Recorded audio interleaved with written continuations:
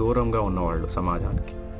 వాళ్ళు ఏం చేస్తారంటే ప్రేమ లేని తత్వం వాళ్ళలో ఉండడం వలన, బాలుడు నడవాల్సిన త్రోవ వాడుకు నేర్చుకోకపోవడం వలన సమాజాన్ని వ్యతిరేకించడం మొదలుపెడతారు. సమాజంలో మనుషుల్ని మనుషుల్లాగా చూడకపోవడం, ప్రేమ లేకపోవడం, అసహ్యము, క్రోధము, కోపము, ఇవన్నీ వాడిలో డెవలప్ అవుతాయి ఆ క్యారెక్టర్స్ అన్నీ.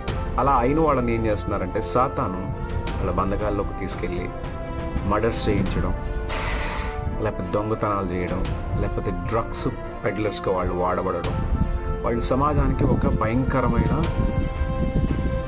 ఆయుధంగా తయారవుతుంది. కానీ దేవుని వాక్యం సెలవిస్తుంది కదా, యవనస్తులు మనం బలవంతుని చేతిలో బాణంలాగా వాడబడాలి అంటే బలవంతుడైన యేసుక్రీస్తు చేతి కిందకి మనం వెళ్తే, ఆయన చేతిలో మనం బాణంగా వాడబడితే సువార్త టార్గెట్ చేయబడుతుంది, సువార్త రీచ్ అవుతుంది, రీచ్ అవ్వని ప్లేసెస్కి రీచ్ అవుతుంది, వాళ్ళ కుటుంబాలకి రీచ్ అవుతుంది.